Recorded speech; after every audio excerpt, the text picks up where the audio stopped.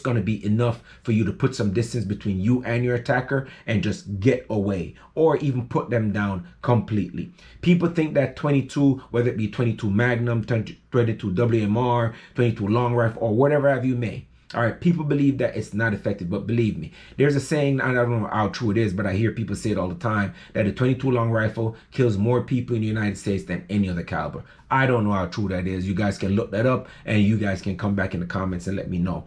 But I would not recommend it for self-defense. But if you are going to use it for self-defense and it's the only thing you have, I do recommend, obviously, using it. But if you're, like I said, guys, if you're out on the prairie, if it's the only option, it's the only thing that you can use, then absolutely you could use it for self-defense. If you have something like the Taurus TX22, or you have the Keltec P17, which comes with 17 rounds, you know, and if you're gonna dump all 17 rounds on your attacker, believe me, you're gonna probably put him down. If you dump 5 in his face and 5 in his chest, 5 in his legs, believe me, he is not coming, and those rounds are gonna go off so quickly. If you guys ever shot the TX22, that thing, you can just get rid of those rounds so fast, so quickly, and just dump them. Yes, the attacker might still come at you, but believe me, he's gonna stop breathing at some point in time.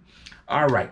So point number 5, the 5th reason you want to get a 22 long rifle or pistol is it's a do-it-all caliber. It really is, guys. Now, from self-defense, from training ammo, substitute training ammo, you know, for small game, long range, not long range, but long range 200 to 300 meters, 200 to 300 yards, 22 is still capable of doing a lot of damage to small game, and some medium-sized game.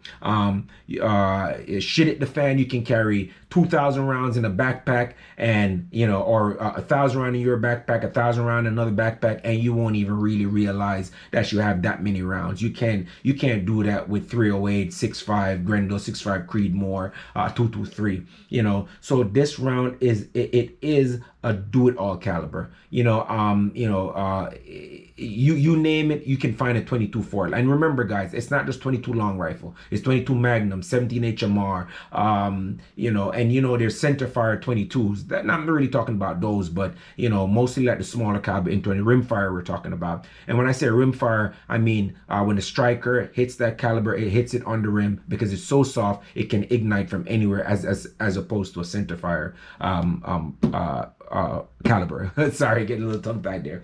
All right, the 6th reason, it's an amazing training tool, guys. And I'm telling you guys, I've seen so many videos where, you know, guys take people to the range for the first time. They're giving them a shotgun 12 gauge, and they're giving them you know, a 357 Magnum or some big bore caliber, you know, thinking that they're going to impress the person, and the person just leaves being like, man, I don't ever want to come back shooting again. So this caliber is a great training tool. The recoil on this is almost non-existent, depending. If you guys shoot the TX22, oh my god, the recoil on that thing is like shooting a BB gun. You know, if you're going to take your child, you know, or a girl, or any of your friends to the range for the first time, you know, this is the caliber you want to use to do it. It's easy to just pick up and shoot, especially if you're using a long rifle. You got a bipod on here, a scope that where they can reach out and touch at 50 yards or 100 yards, and they can see the impact of the bullet on the target that far away. Man, it's such a great experience, man. I go to the range, and every time I do it, it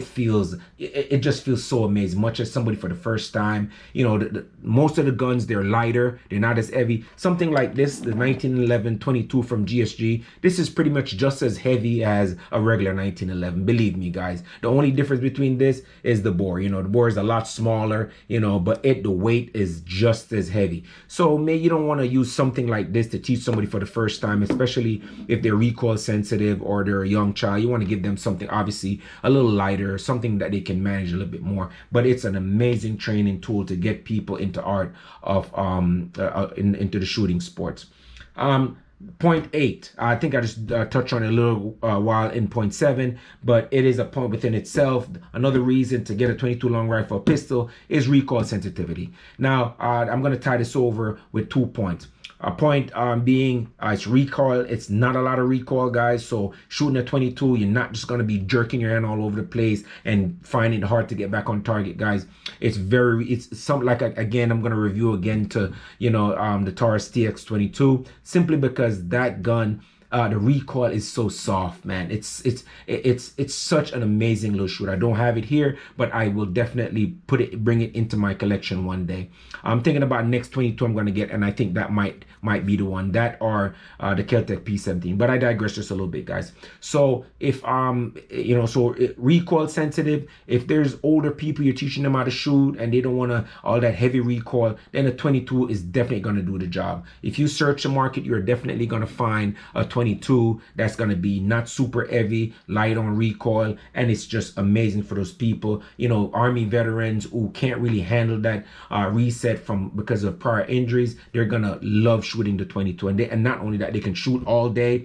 And it's just an amazing caliber to get into.